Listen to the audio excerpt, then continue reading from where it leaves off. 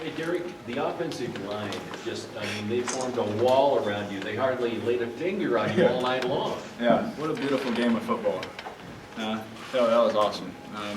But the offensive line did phenomenal. I don't know if there was any sacks or not. I don't remember, but my goodness, what a great job, because Boise wins their games on their pass rush, from what I remember. And, the offensive line had a big task in front of them, and wow, what a great job they did. So mind going back out there after you had the big lead and big lead, and you guys got there that last drive. We stay calm. Everything was already ordained. Everything happens for a reason. So, God was just using me and my teammates in that situation to go out there and, bring glory to Him somehow. And that's all I care about, is that He gets the glory out of this. What was going through your mind when Boise State got up in the fourth quarter? Yeah, I just smiled. It's just funny, all the close games that we've had at home, and but I knew. I had to think about our 2-minute drill and what coverages they were going to play against that, and those are the things that started going through my mind. How's the milk can look? How's the milk can look to you? Oh, I love this thing. That's great that we have it. But I'll be a little happier, when it's a Mountain West Conference Championship trophy. That's what we play for. We play for championships here, and but I'm not gonna lie to you, it feels pretty good with this sitting right here. You've been around this program a long time. What does it mean to beat these guys? Man, more than you know. It means a lot, because just how good of a football program they are. What a great win for our school. What a great win for our fans, our community. Golly.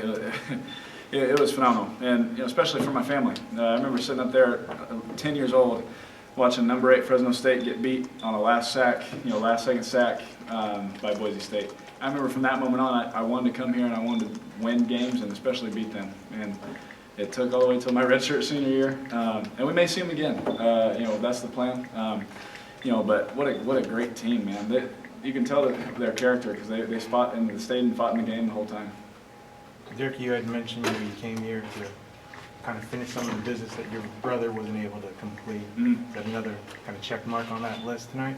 Of course. It's one of those things. It's one of the things that we wanted to do. But again, don't make it about me. This was about our team. It was great for my family. It's fun that we did those things.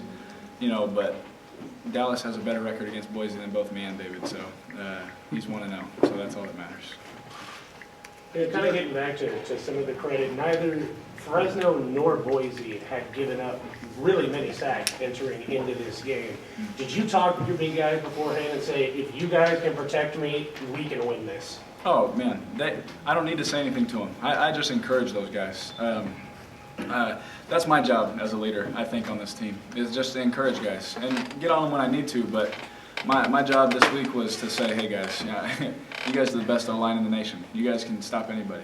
And they are. And they prove it time and time again. Especially going into the season, the heat was on. What a great pass rush Rutgers has.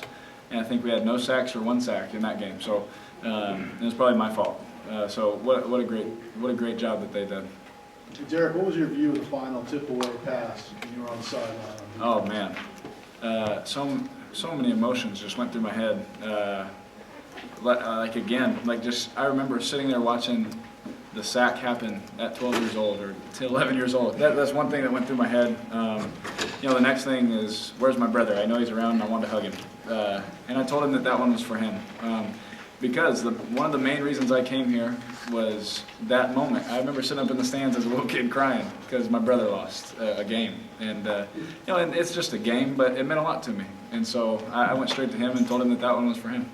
What about Jonathan Norton, a guy that I don't think a lot of fans have heard of until he makes the biggest play of the game? What does that say about him and your team? He's like the Robbie Rouse type. He's short, so people kind of maybe overlook him sometimes. But if you look at the first play of the game, he runs down on a kickoff and slaps the guy and starts the momentum right there. So it wasn't just the last play of the game. We know how good of a player Johnny is because there's been times where he goes out and guards Tay and gets after him because that's just kind of the player he is. He's a man-to-man guy. He's feisty, just like Rouse was. They got that little something about him. So to prove everybody wrong, and I can't be happier. I'm so glad that he was in that spot at that time to make that play. Talk about the great contribution that Isaiah Burse has made this year. I mean, he just seems like he's stepped up Yeah. and making big play after big play. Yeah, no, Isaiah, golly, especially on third downs, the guy's tougher than anything. One thing with him, we know how dynamic he was, and some of the ways that we get him the ball this year, we didn't do it kind of last year as much, because we've grown a year in the system. I've learned how to get those guys the ball, or we've learned how to game plan to get those guys the ball, and he's too dynamic not to have the ball in his hands. We can throw. There was plays where we didn't even block for him, and we threw him a little bubble out there, and said, "You got to make that guy miss," and he did. And if you look at if you draw that up on the board, you probably wouldn't call that play. But with a guy like Isaiah, you can go ahead and throw it out there, and he'll make the guy miss. Derek, last question. This was a national televised game, prime time on the East Coast. What do you think the nation learned about Fresno State today? Oh man, I just hope that they see a team that stays together. I hope that they see a team that loves each other. There's no doubt that every guy in that locker room loves each other, whether it's guy 1 or guy 110. Every single one of us knows how important our role is, and every single one of us trusts each other and loves each other. And you could tell you can't beat a team like Boise State in a close game without staying together. Because they'll take it right out of you. They'll take the soul right out of you if you let them, because they come back, take the lead, all that kind of stuff. But I just hope that they find out what kind of program we have here and how great of a job our coaching staff has done to develop that trust and love in our whole program. All right, guys, let's let